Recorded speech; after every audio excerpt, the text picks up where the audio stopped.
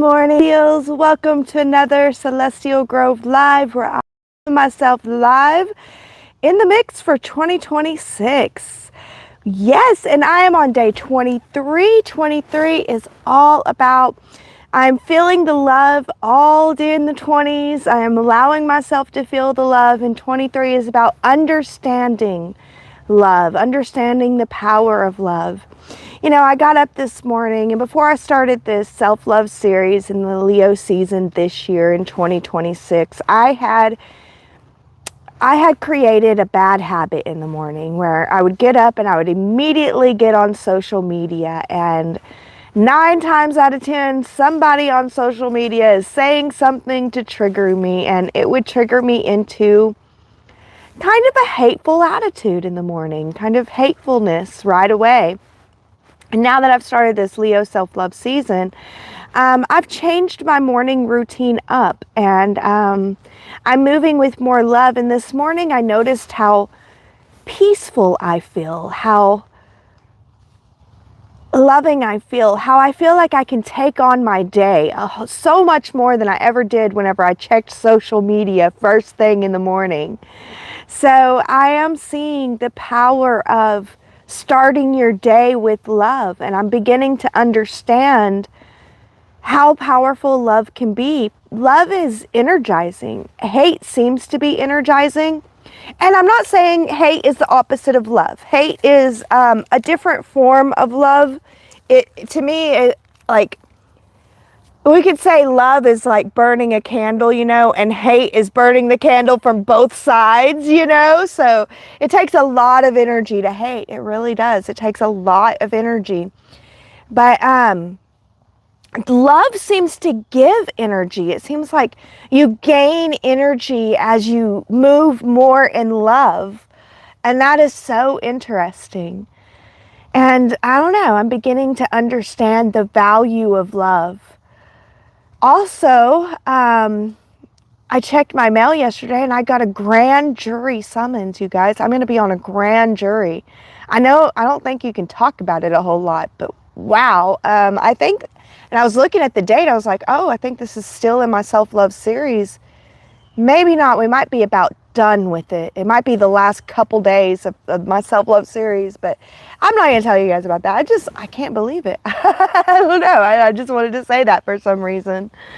But yeah, today's about understanding the love, allowing yourself to feel the love that you believe in. Do you believe in a higher love? Do you believe that you can feel a higher love? What does it mean if you can feel a higher love? Today's very analytical with the love. We're analyzing the love in our life, which I wouldn't say is good to do most days. Most days you shouldn't be analyzing your love. You should be feeling your love, moving in your love, and enjoying your love, and not analyzing it. Hello, Jenny Matthews. I love that name.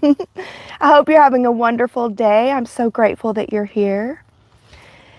But yeah, today there is times whenever it's okay to analyze the love and to really go into it. You know, I was one of those that believed that love was weak, and people would think that I was weak because I was loving, and I agreed with them, but at the same time I was like, I'm going to continue to be weak. But now I see the strength in it. There truly is a strength in love, and I don't know, fear is the opposite of love. And I feel like whenever you move in fear, you're in this disintegrating energy. And as things disintegrate more and more, the more fearful it gets. But love is like a building energy. And as it builds and builds, the more full it gets. And I think that, you know, if you study, basically I'm going live every single day during Leo season and the beginning of Virgo season with the self-love series. And we're going to talk about different aspects of love and loving yourself every day. And once I'm done with this, I'm going to take a little break, and then I will show up weekly, and we're going to do esoteric talk, which I'm so excited about. And yeah, one of the esoteric talks, I was going to go somewhere with that. I totally lost it, you guys. It totally flew away. We were talking about love and the power of love. I don't know. I think it just left. Hello, Zach.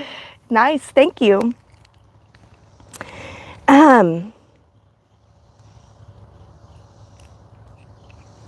Oh, the esoteric studies, the Hindu studies, the Eastern studies, which it's in the Western studies too, but it uses different language.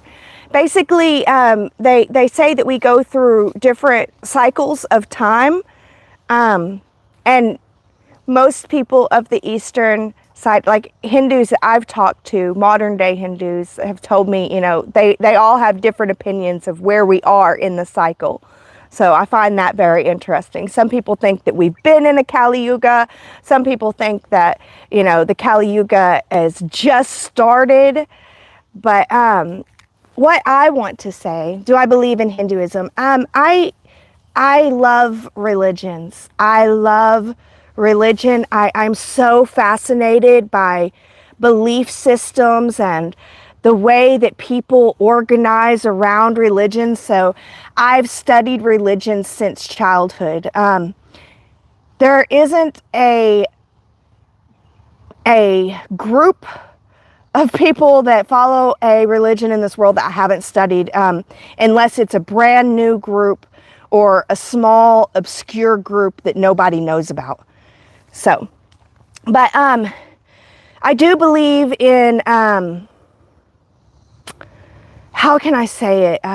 The reality of the spirituality, which I'm going to go into deeper with this whenever I get into the esoteric part of my lives. But right now, what I want to say is that according to many spiritual traditions, and it's very prevalent in Hinduism, I think, is the one that you can learn from it and gain the most knowledge. If you learn about Sativa Yuga and Durga Yuga and the yugas and stuff like that, the time, they explain it very well. There's also a westernized way of learning it through Rudolf Steiner and others like that. But basically, because of the energy of the times changing, we go through like an energy of destruction. Like, you can think of it like the planet inhales and exhales. So we go through an energy of destruction, which I guess that could be the inhale or the exhale. I don't know. But yes, I practice Kundalini awakening. I've done Kundalini yoga. I've done lots of Kundalini stuff. Yeah, I love the Kundalinis. I know all about the chakras. Yes, I'm actually going to teach classes about the chakras. But there's different times. There's different periods. There's like an inhale and exhale where destruction energy is prominent on Earth, and then we move into building energy is prominent on Earth. And I think that we're at a point in time where we're moving from an inhale to an exhale, or maybe it's the opposite. We're moving from an exhale to an inhale. Either way, the energy of the earth is changing. And whether or not you believe in that doesn't matter. It's going to change. It's like, you don't have to believe in winter for winter to come. You don't have to believe in, like where I live, you don't have to believe in tornadoes. You can say, I don't believe in tornadoes. Tornadoes aren't even real. And then whenever the tornado comes, it's still going to suck you up just the same. So, yeah. So we are going into, the energies are changing. They're changing. So I feel like we have probably been in a time where fear and hatred and things like that thrive. But as the energy changes, it won't thrive anymore. And I also know that if you don't believe in the energy change, like that's kind of where madness comes from, what people would call madness. The more you don't move into the energy change, the more mad you're going to get, like crazy mad, not angry mad, like crazy. You're going to get more crazy because you're leaving reality. But anyway, this is esoteric talk that we'll talk about some other time. Today's about understanding love, and I think that we're moving in a time period where love is going to become more powerful than it was in the past, simply because of the energies of the earth. I don't fully know that, and I can't prove it.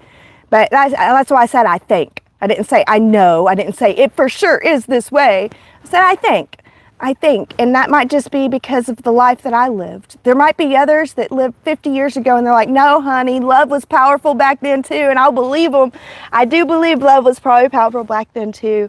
But I think that we're moving into a different time period. And I don't know if you're still here.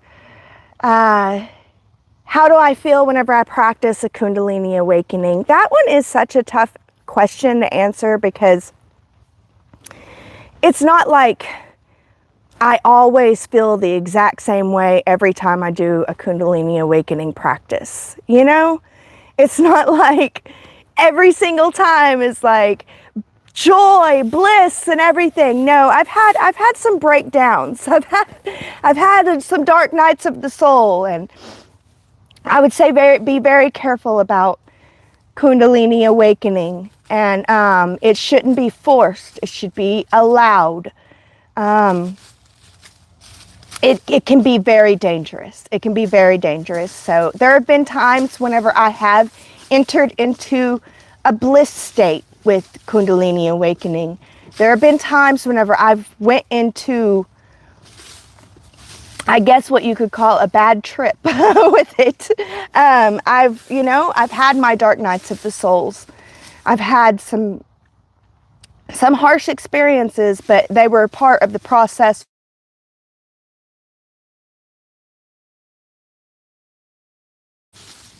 All right,